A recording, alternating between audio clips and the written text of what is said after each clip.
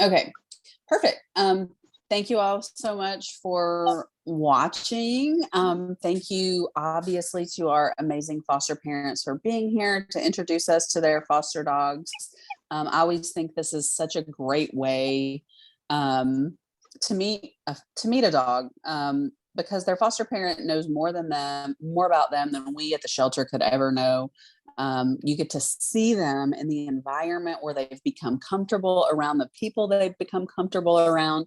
And it's just going to give you such a more realistic picture of who this dog is, as opposed to meeting them in a shelter. And obviously we want y'all to adopt and consider dogs that are in the shelter, but don't forget about and don't count out the dogs that are in foster homes, because there's benefits to both. But today we're going to introduce you to Kelly's foster dog Gruber and Denisha's foster dog Dixie. So first we will meet Gruber. So Kelly, tell us about Gruber. Gruber is a ton of fun. He was a final plea dog at MAS, and I think largely because it's my understanding that he didn't have great meet and greets. So Gruber is probably a dog that is going to prefer to be the only dog in the home. But I have not seen a more playful dog, but not in a way that will, like, he doesn't really do zoomies, that kind of thing. He just wants to play. So I brought out a bunch of toys, and you'll see that he loves them all. This is his favorite. Tug of war is good. Tug of war is fun, but chase is the most fun. He likes to take it and then have me chase him with it. And one thing that I think is real cute is if he runs around the side of the house, of course you can't keep up with him, and you're not fast enough, you'll see his big head around the corner going, "Where are you at?" So he's just a really, really happy dog. But he can play well by himself too. He loves his Benabone. He loves his Kong. He just is a happy-go-lucky dog. He is a bigger dog. He's about 68 pounds, something like that.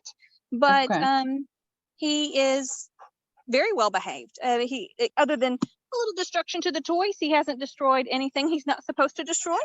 And doing okay. They said he was house trained. He's not completely house trained, but he is still learning a new schedule too. So I'm cutting him some slack. So, but he eats great and very friendly to everyone he's met so far, whether male or female.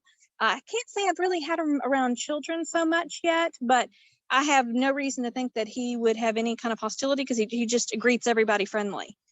So anyway, this is our baby, and let me show him how you can run. But he loves to play fetch too. If I can get his attention, go get it. Yay! And that's Gruber, but we call him Griffin. You know what I've like Gruber. Oh, okay.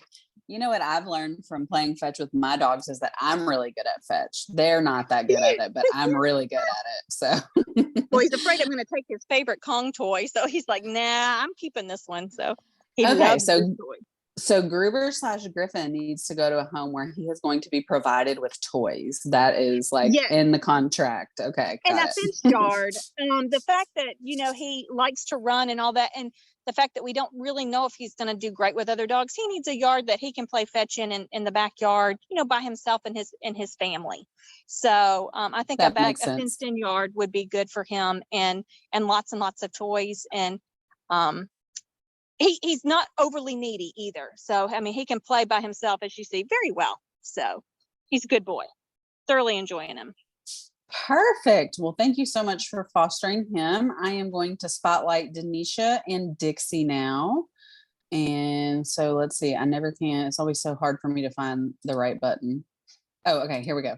Add spotlight. Okay, so I'm going to take off Gruber's spotlight. All right. So Denisha, I want to hear all about this beautiful lady. Oh, she's so classy with her pink. Yes, this is Dixie. We estimate that she's about 2 years and 2 months old. I've had her for about 3 days, so we're still getting to know each other a little bit, but she has the sweetest demeanor. one of the things that MAS noticed was that she was picked up because she was running the streets. So she is still kind of traumatized by cars. And so to kind of have her on a busy street might be a little bit too much for her. So if you live in a neighborhood where there aren't that much traffic, I think it'd be the best for her. Not had her interact with any children yet, but I did have a chance to take her by my office, and there was no signs of her not willing to interact with other humans. I am single, so it's just her and I right now. But she's doing a really, really great job of just being the sweetest little girl ever. She eats all her food. The first day, as you may know, they're kind of getting used to their environment. So she was a little timid about eating or drinking water. But once she realized that it's a safe space, she got really, really comfortable and actually ate 2 bowls of food. So she likes her snacks. But for the most part, she just loves to chill. She's not a very hyper dog, not even really into toys per se, as far as what I can see in the last 3 or 4 days, but loves to have the back of her head and the back of her ear scratched. So if you are looking for a dog to just kind of keep you company and to kind of give you some relief after a long day of work, I think Dixie is the perfect girl for you.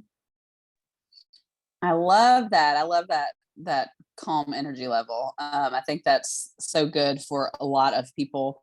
So I see a sloth there. And so is that like her emotional support sloth?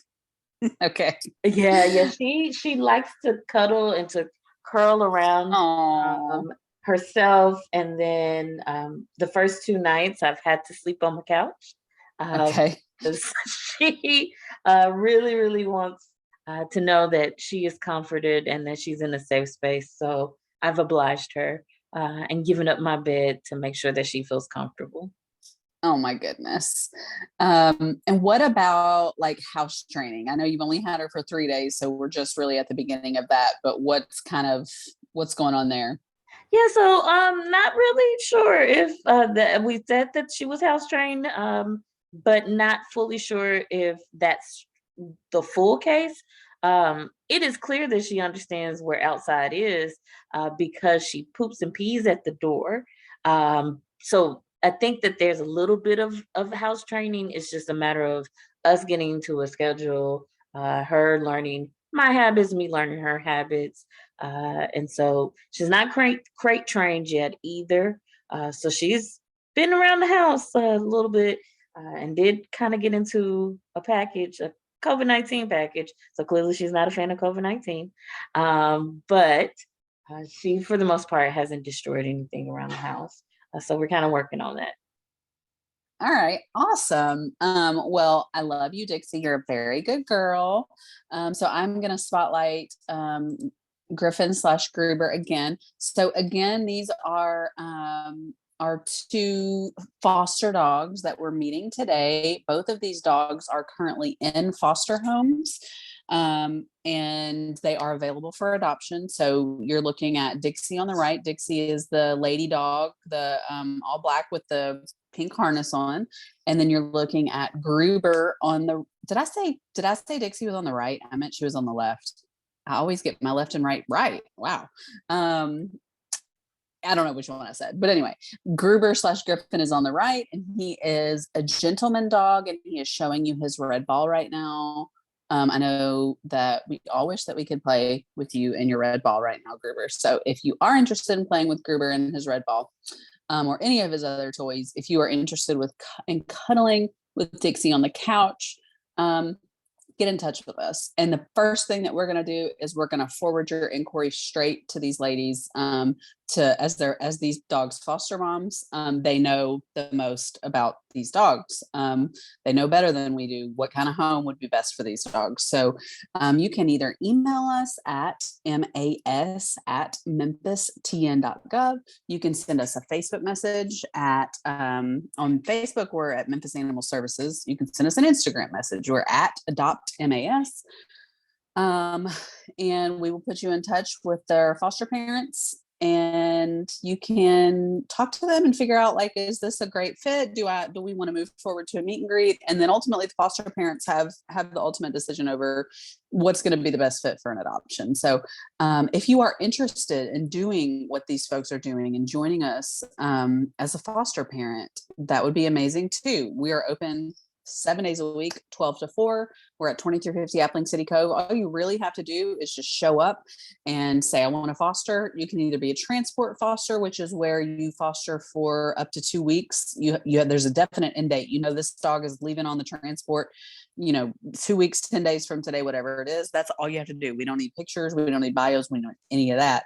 If you want to do what these ladies are doing, be a general foster, then that is more open-ended. That is you taking pictures, writing bios, letting the people in your networks know about them, trying to get them adopted, doing things like this, bringing them to any events that we may have.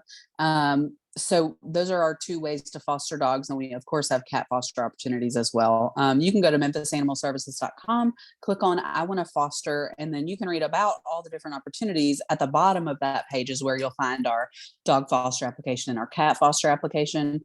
You can fill that out in advance, but you don't have to. So again, Dixie on the left, she's so beautiful, and Gruber on the right, he is so handsome. So email us, mas@memphistn.gov, if you want to know more about either one of these. Thank you for watching, and thank you again so much to our foster parents who are absolutely crucial to saving lives. We could not do this without you. We appreciate y'all so much. So all right, everybody, happy Saturday. Bye, dogs.